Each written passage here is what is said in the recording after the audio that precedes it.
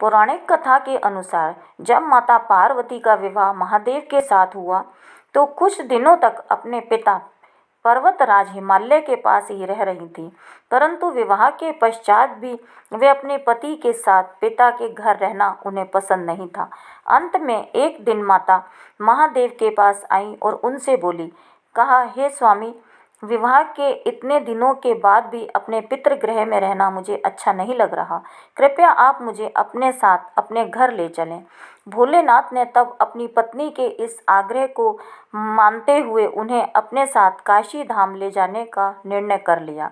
लेकिन काशी के उस समय के राजा इस बात से खुश नहीं थे कि देवता पृथ्वी पर आकर रहने लगेंगे, क्योंकि उनके अनुसार अगर ऐसा हुआ तो वह कहाँ जाएंगे। जब महादेव काशी पहुँचे तो राजा ने उन्हें वहाँ से लौट जाने को कहा। तो स्वाभिमानी शिव माता पार्वती को लेकर मंदराचल पर्वत पर गए। जब इस बात का पता भगवान विष्णु को चला तो उन्होंने राजा को तपोवन जाने के लिए कहा और महादेव एक बार फिर काशी लौट आए। कहा जाता है कि इसके बाद महादेव यहाँ जगत कल्याण हेतु विश्वनाथ ज्योतिर्लिंग के रूप में ही स्थापित हो गए। वहीं माता पार्वती भी शक्ति का रूप धारण करके वहीं वास करने लगी।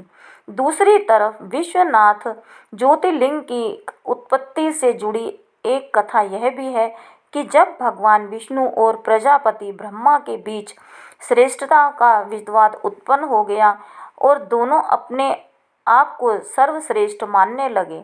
जब दोनों एक दूसरे के साथ इस विवाद में उलझे हुए थे, तब अचानक से उनके सामने एक अद्भुत दिव्य आभा वाले स्तंभ की उत्पत्ति हुई।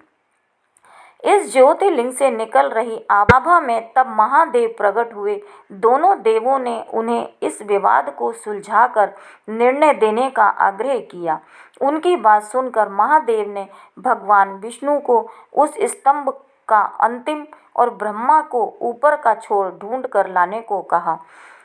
भगवान शिव की यह बात मानकर तब दोनों निकल पड़े, लेकिन कुछ देर बाद वापस लौट आए। जहां एक तरफ भगवान विष्णु ने यह कहते हुए हार मान ली कि वह स्तंभ का अंतिम छोर नहीं ढूंढ पाए, वहीं दूसरी तरफ ब्रह्मा ने झूठ कह दिया कि वह सफल हो गए। तब ब्रह्मा के इस झूठ से क्रोधित होकर महादेव ने उन्हें श्राप दिया कि उनकी पूजा कभी नहीं की जाएगी।